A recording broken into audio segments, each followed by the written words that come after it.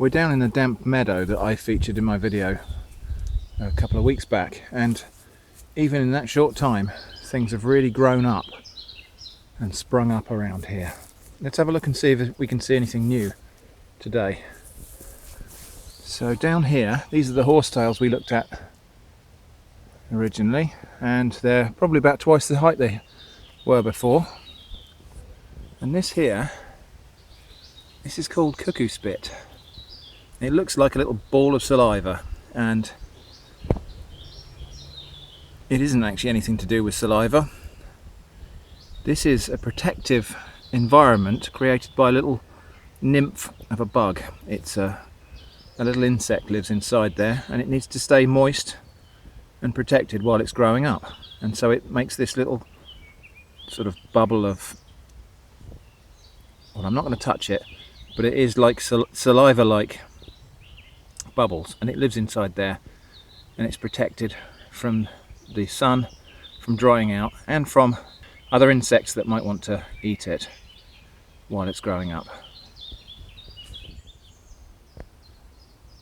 And just down here we can see what actually makes this habitat the way it is. It looks like just an ordinary field, but we are at the bottom of a valley here, and we just had a couple of nights where we had a little bit of rain, and it's all run down to the bottom of the valley and collected, and this is a bit of a boggy area down here. So that's what influences the choice of plants that will prevail in this environment. So in a moment we'll head up to some higher ground, and I think we'll see some different plants up there where there's a bit more drainage and the soil conditions are different. And down here's a plant we either didn't notice the first time around, or maybe wasn't flowering at that time. This is a campion of some sort. I've got a feeling it's called ragged campion. We'll have a look. I'll confirm that with my books and I'll label it on the screen.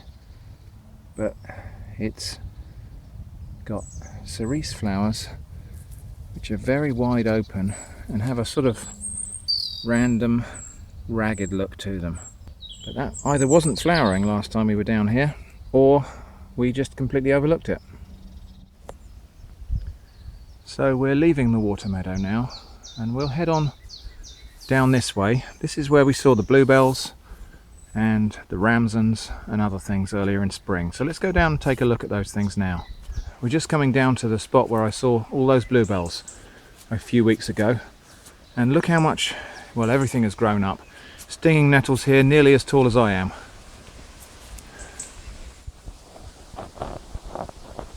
And this is where we saw the bluebells, and they're really finished now. So we can see all of the seed pods for the bluebell plants are just down there. There are always exceptions. There's one little bluebell plant that's still in full flower. So what else can we see while we're down here now? Well, brambles have started growing up, and a load of other herbaceous and perennial woody plants. There's a rather lovely little patch of Speedwell down here, and here we can actually see the flowers fully open. So let's just have a quick close look at those. Very pretty little Speedwell.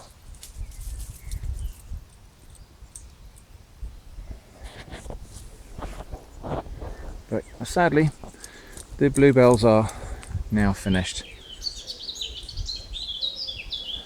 But that just means we have to look forward to seeing them again next year. This plant here, which I think we didn't see last time or didn't notice, this is called Herb Bennett, or Wood Avens I believe it's called. It's a member of the rose family. You can kind of tell that from the flowers.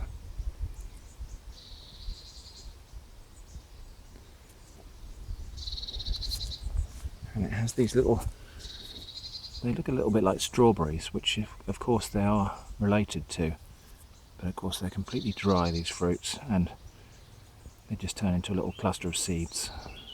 Of course you can see the relatedness to strawberries in the leaves also.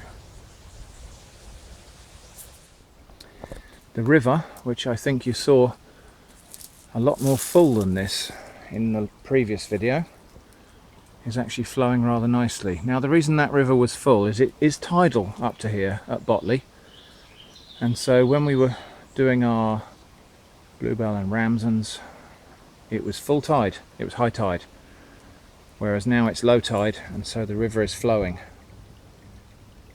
And it's very nice just to come down here, just to listen to that water trickling over the rocks. So we're just coming down now to the spot where we looked at ramsons and other plants earlier in the spring. Let's see how they're getting on. Well, this is the spot where I looked at the ramsons, and as you can see, they've died back a bit now, which is what they do, and everything else is growing up. So we've got dock here growing up, we've got brambles growing up through, some herb Robert still showing through there. But the ramsons, the leaves have turned yellow and they're dying back. And look at all these little seeds. These are the seed heads of the wild garlic, the ramsons, and these will split open to reveal 3 little black seeds later on, and those seeds will disperse and grow new plants. Now I'm told that these seeds, when they're in this immature state, they can actually be picked and eaten, like pickled or crushed to make sauces. I might try that. But really everything we're seeing here now is starting to really grow up and fill out as spring progresses and turns towards summer. And it's interesting because, as with the bluebells, there's always an exception. So we've got one little ramsons plant here just hanging on and still flowering. That will either be some quirk of environment or genetics that means it's flowering just a little bit later than all the others. That variability is what makes plants adaptable.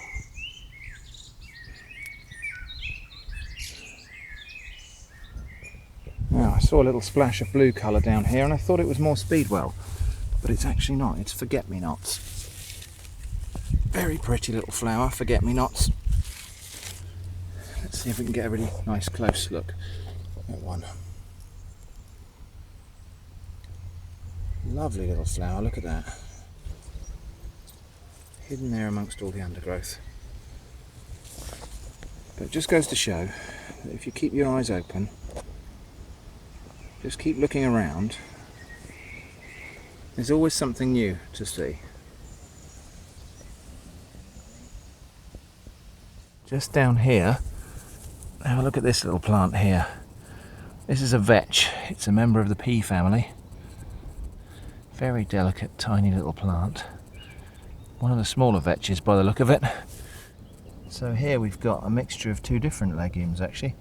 So we've got that little vetch, and we've got Birdsfoot Trefoil, which is again a leguminous plant, meaning it's a member of the pea family. So can you see the similarity in the flowers between this and the little vetch? So here down amongst the horsetails we've got a tiny little orchid, look at that. Let's see if we can have a closer look. Apologise for the noise of the planes flying overhead, got no control over that. But let's have a look at this little orchid. Don't know if that's an early purple orchid, I'm not very good at identifying orchids. There's another one here in the shade, so we hopefully might see a little bit more of the detail on the flowers if I can just get it to focus properly. There we go. Now let's have a look at the detail on those little flowers. Wow, aren't they good? There we go. Now down here, look at that. These are wild strawberries, and look, another week and we'll have some wild strawberries on this plant here. To remember where this is and come back. So thanks for joining me again on my little wander through the woods and fields. I hope you enjoyed watching. Thanks for watching. and I hope to see you again soon.